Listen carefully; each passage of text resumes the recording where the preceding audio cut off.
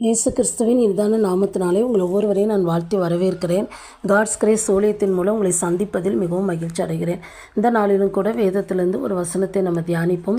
1 நாளாகம புஸ்தகம் 4ஆம் அதிகாரம் 10வது வசனம். யாபேஸ் இஸ்ரவேலின் தேவனை நோக்கி, தேவரீர் என்னை ஆசீர்வதித்து என் எல்லையை பெரிதாக்கி உமது கரம் என்னோடு இருந்து தீங்கு என்னை துக்கப்படுத்தாதபடிக்கு அதற்கு என்னை விலக்கி காத்தருளும் என்று வேண்டிக் கொண்டான்.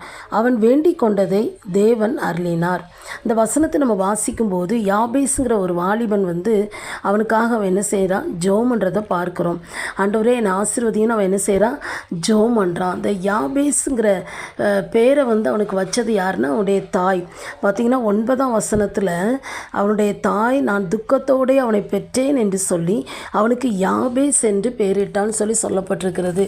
அவனுடைய தாய் இவன் பிறக்கும்போது கொஞ்சம் வேதனையோடு பெற்றதுனால அவனுக்கு யாபேஸுங்கிற பேரை என்ன செஞ்சால் விட்டதை பார்க்குறோம். யாபேஸ் அப்படிங்கிறதுனாலே துக்கத்தின் மகன் அப்படின்னு அர்த்தம். நம்ம பெயர் தான் ஒருத்தருடைய வாழ்க்கையில் அடையாளப்படுத்துறது. பெயருக்கு ஏற்ப தான் அவங்களுடைய வாழ்க்கை இருக்கும் அப்படின்னு சொல்லி என்ன செய்வாங்க, சொல்கிறத பார்க்குறோம்.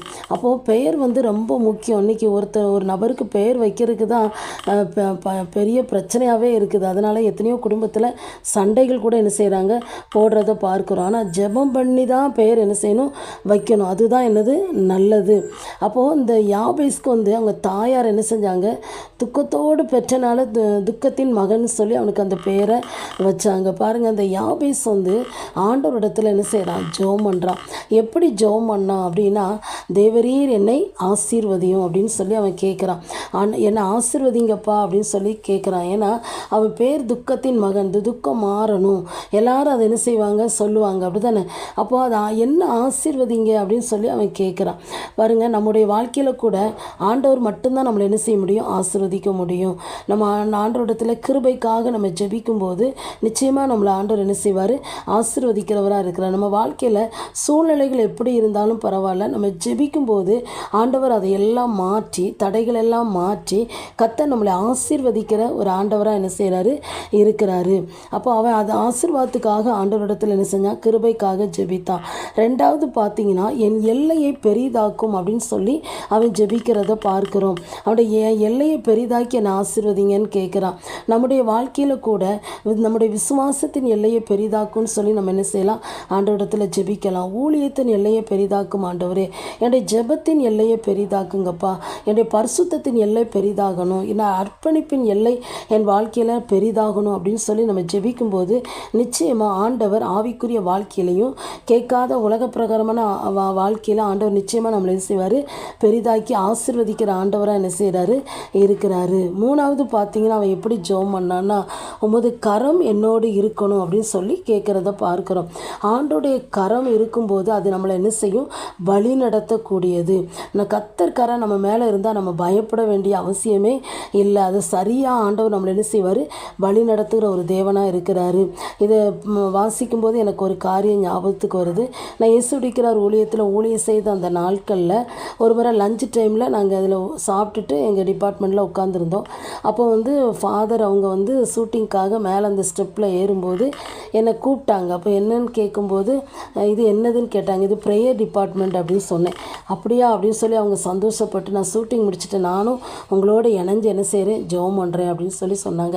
நாங்கள் அதில் 7 பேர் உண்டு, ஜெபம் பண்ணிகிட்ருப்போம். காலையிலேருந்து சாயங்காலம் வரைக்கும் எங்களுக்கு ஜெபம் பண்ணுறது தான் அதனுடைய வேலை. பார்த்திங்கன்னா அவங்களும் அதே மாதிரி முடிச்சுட்டு ஈவினிங் எங்களோடு கூட சேர்ந்து ஜெபம் பண்ணாங்க. அப்படி ஜெபம் பண்ணும்போது நிறைய காரியங்களை பார்த்து, கடிதங்கள் இதெல்லாம் பார்த்து ரொம்ப ஆச்சரியப்பட்டாங்க. அப்போ கடைசியில் அவங்க எங்களுக்காக ஜெபம் பண்ணாங்க. அப்படி ஜெபம் பண்ணும்போது எனக்கு அவங்க மூலம் கர்த்தருடைய வார்த்தை வந்தது என்னென்னா, ஆண்டவருடைய கரம் உங்கள் மேலே இருக்குது அப்படின்னு சொன்னாங்க. பிசாசு இந்த இடத்துல நீ எப்படி ஜெபிக்கிறா பார்ப்போன்னு சொல்லி பிசாசு எப்படி ஜெபம் பண்ணுறான்னு பார்ப்போன்னு சொல்லி கண்ணை உன் மேலே வச்சுருக்கிறான், ஆனால் ஆண்டோடைய கரம் உன் மேலே இருக்குது அப்படின்னு சொல்லி அவங்க என்ன செஞ்சாங்க, அந்த வார்த்தையை சொல்லி எனக்கு ஜெபம் பண்ணாங்க. உண்மையில் ஆண்டோடைய கரம் நம்ம கூட இருந்தால் போதும். ஆண்டவர் நம்மளை சரியாக நடத்துவார், நம்மளை பாதுகாக்கிற ஒரு ஆண்டவராக என்ன செய்கிறாரு, இருக்கிறாரு. அப்போ கர்த்தர் கரம் நம்ம கூட இருந்தால் போதும். அதான் அந்த யாபேஸ் ஜெபம் பண்ணுற, ஆண்டவரே உடைய கரம் என் கூட இருக்கணும் அப்படின்னு சொல்லி அவன் என்ன செய்கிறான், கேட்குறத பார்க்குறோம். நாலாவது அவன் ஒரு காரியத்துக்காக ஜெபம் பண்ணுறான். தீங்கு என்னை துக்கப்படுத்தாதபடி என்னை விலக்கி காத்துக்கொள்ளும் அப்படின்னு சொல்லி அவன் ஜெபம் பண்ணுறதை பார்க்குறோம். இன்றைக்கி நம்ம வாழ்கிற உலகத்தில் எவ்வளவோ தீமையான காரியங்கள், தீமைகள் நம்மளை பாதிக்கிறத பார்க்குறோம். ஆண்டவர் தான் நம்மளை என்ன செய்யணும், பாதுகாக்கணும். அந்த உலகத்தின் பாவங்கள், அசுத்தங்கள் நம்மளை மேற்கொள்ளாதபடி ஆண்டவர் நம்மளை என்ன செய்யணும், காத்துக்கொள்ளணும். எல்லா தீமைகளுக்கு, ஆபத்துகளுக்கு விலைக்கு ஆண்டவர் நம்மளை என்ன செய்யணும், பாதுகாத்து கொள்ளணும். அப்படி நம்ம என்ன செய்யணும், ஜெபிக்கும்போது ஆண்டவர் நிச்சயமாக நம்மளை என்ன செய்வார், பாதுகாக்கிற ஒரு ஆண்டவராக என்ன செய்கிறாரு, இருக்கிறாரு.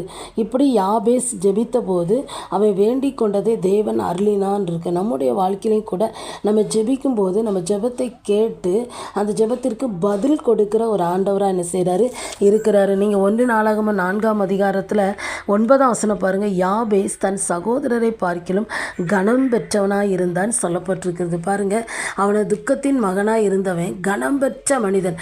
சகோதரர் எல்லாரிலும் ஒரு கனம் பெற்றவனாக ஆண்டவர் என்ன செஞ்சார், மாற்றினார். அப்போ அவன் ஜெபத்தை கேட்டு அந்த யாபேஸ் ஆண்டவர் எல்லா விதத்தில் என்ன செஞ்சார், ஆசீர்வதிச்சார். அப்போ நம்முடைய வாழ்க்கையில் அப்படி ஜெபிக்கும்போது நிச்சயமாக ஆண்டவர் நம்மளே என்ன செய்வார், ஆசீர்வதிக்கிற ஒரு ஆண்டவராக இருக்கிறார். அப்படி கண்களை மூடி ஜெபம் பண்ணலாமா? எங்களை நேசிக்கிற நல்ல தகப்பனே, இந்த நாளிலும் கூட நீர் எங்களோடு பேசின அந்த வார்த்தைக்காக ஸ்தோத்திரப்பா. இதை கேட்ட ஒவ்வொருவரையும் கர்த்தர் ஆசீர்வதிக்கும்படியாக நாங்கள் ஜெபிக்கிறோப்பா. நாங்களும் கூட யாபேசை போல ஜெபித்து இப்படி ஆசீர்வாதத்தை பெற்றுக்கொள்ள எங்களுக்கு கிருபை தரும்படியாக ஜெபிக்கிறோம். இயேசுவின் நாமத்தில் ஜெபிக்கிறோம் நல்ல பிதாவே, ஆமென்.